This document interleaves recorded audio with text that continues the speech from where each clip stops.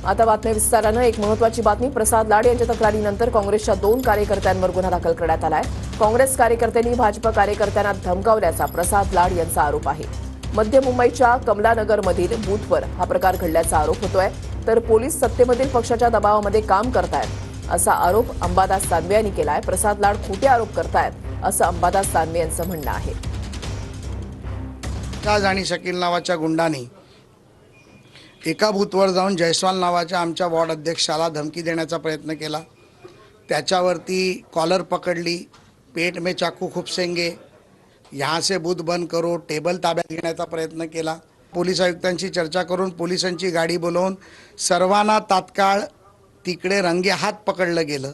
काँग्रेसचे उबाटाचे जनाब उद्धव ठाकरेचे पदाधिकारी तिथे पोहोचले, पोलिसांवर दबाव टाकायला लागले, गुन्हा नोंदवण्यासाठी अटकळ करायला लागले। अशा परिस्थितीत आम्ही पोलिसांना फक्त एवढंच सांगितलं की नियमाने कायद्याच्या रूपाने तुम्ही कायद्याने कारवाई करा।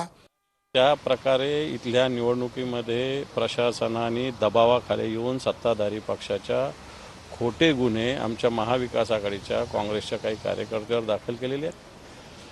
भारतीय जनता पार्टीच्या आमदारांनी पोलीस स्टेशनमध्ये येऊन अशा प्रकारे दबाव टाकण्याचा प्रयत्न केला आहे आणि दबाव टाकून गुन्हे दाखल करण्याचा हा प्रकार हा लोकशाहीला मारक आहे। आणि म्हणून आम्ही सुद्धा, कारण इलेक्शनमध्ये अशा प्रकारे एकमेकाच्या छोट्या मोठ्या तक्रारी होत असतात, त्याच्यावर मोठे गुन्हे दाखल करण्याची गरज नसते आणि कोणतीही चौकशी न करता, तपास न करता कारवाई केली, आमच्या कार्यकर्त्याला अटक केली।